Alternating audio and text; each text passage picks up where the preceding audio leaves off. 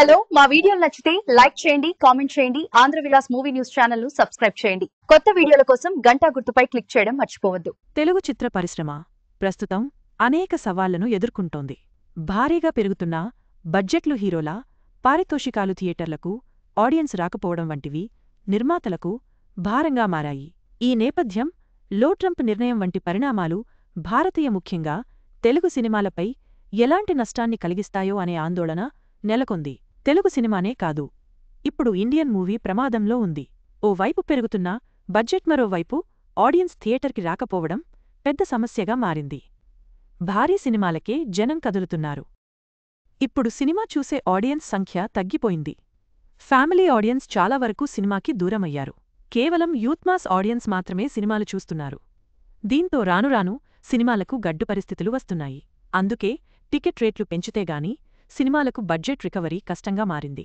అయినా పెట్టిన డబ్బులు వస్తున్నాయా అంటే కష్టమనే చెప్పాలి. ప్రస్తుతం సినిమా నిర్మాణం భారీగా పెరిగింది. హీరోల పారితోషికాలు పెరిగాయి.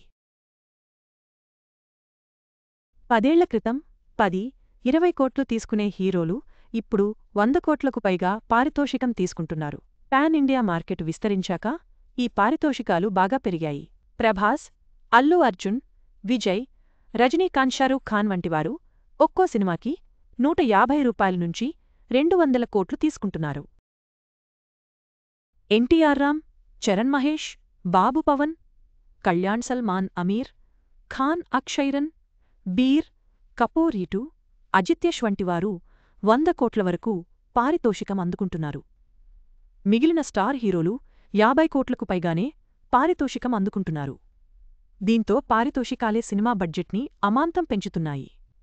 దీనికి తోడు ప్రొడక్షన్ కాస్ట్ కూడా పెరిగింది. వస్తువుల రేట్లు కూడా పెరగడంతో అది సినిమా నిర్మాణంపై భారీగా భారం పడుతుంది. ఇలాంటి పరిస్థితుల్లో 10 కోట్లతో తీయాల్సిన సినిమాకి రూ. 20 నుండి 30 కోట్ల వరకు బడ్జెట్ అవుతుంది. 100 కోట్లతో తీయాల్సిన మూవీకి ₹200 -300 కోట్ల ఖర్చు అవుతుంది. ఇవి నిర్మాతకు భారంగా మారింది. ఆ ఖర్చు రాబట్టాలంటే టికెట్ రేట్లు పెంచాల్సి వస్తుంది. టికెట్ రేట్లు పెరగడంతో సినిమా చూసే ఆడియన్స్ తగ్గిపోతున్నారు. అయితే ఇప్పుడున్న అడ్వాంటేజ్ ఏంటంటే ఓవర్సీస్ మార్కెట్, ఓటీటీ మార్కెట్ ఈ రెండు నిర్మాతలకు పెద్ద సపోర్ట్గా నిలుస్తున్నాయి. పెద్ద సినిమాలకు ఓటీటీల రూపంలో భారీగానే వస్తున్నాయి. అలాగే బాగున్న సినిమాలకు ఓవర్సీస్ కలెక్షన్ల రూపంలో రిలీఫ్నిస్తున్నాయి. ఓవర్సీస్, అందులోనూ నార్త్ అమెరికా నుంచి మన ఇండియన్ సినిమాలకు, తెలుగు సినిమాలకు భారీగా వసూళ్లు వస్తుంటాయి. వచ్చే కలెక్షన్లలో దాదాపు 30% ఓవర్సీస్ నుంచే వస్తుండటం విశేషం.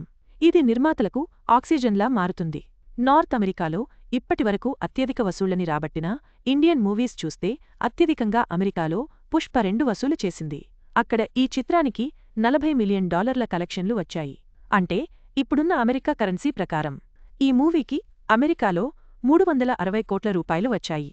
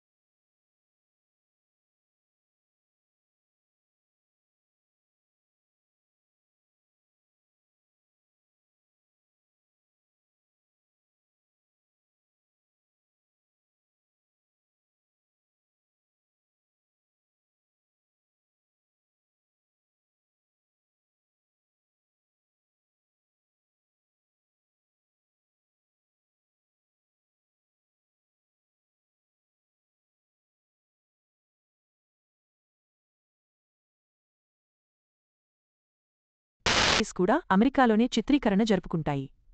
దీంతో స్థానికులకు ఉపాధి దొరుకుతుంది, స్టూడియోలు బతుకుతాయి. మళ్ళీ అమెరికా సినిమా కళకళలాడుతుందని ట్రంప్ భావిస్తున్నట్టు సమాచారం. అయితే ట్రంప్ తన ప్రకటనలో 100% టారిఫ్ అమలు గురించి ఎలాంటి విధివిధానాలు కాలపరిమితిని వెల్లడించలేదు. దీన్ని ఎలా అమలు చేస్తారనేది క్లారిటీ లేదు. ఆ విధివిధానాలు ఖరారైన తర్వాతే దీనిపై ఓ క్లారిటీ వచ్చే అవకాశం ఉంది. ఏదేమైనా ట్రంప్ తాజా నిర్ణయం తెలుగు సినిమాకి పెద్ద దెబ్బ అనే చెప్పాలి. దీనివల్ల ఏడాదికి 1000 కోట్లకు పైగా కలెక్షన్లని మన తెలుగు సినిమా నష్టపోవాల్సి వస్తుందని ట్రేడ్ వర్గాలు అభిప్రాయపడుతున్నాయి. మొత్తంగా తెలుగు సినిమా నిర్మాతలు బడ్జెట్, ప్రేక్షకుల కొరత వంటి సమస్యలతో సతమతమవుతున్నారు. ఇలాంటి క్లిష్ట సమయంలో ట్రంప్ వంటి అంతర్జాతీయ నిర్ణయాలు వారి ఆర్థిక పరిస్థితులను మరింత దిగజార్చి పరిశ్రమకు కోలుకోలేని నష్టాలను మిగిల్చే ప్రమాదముంది.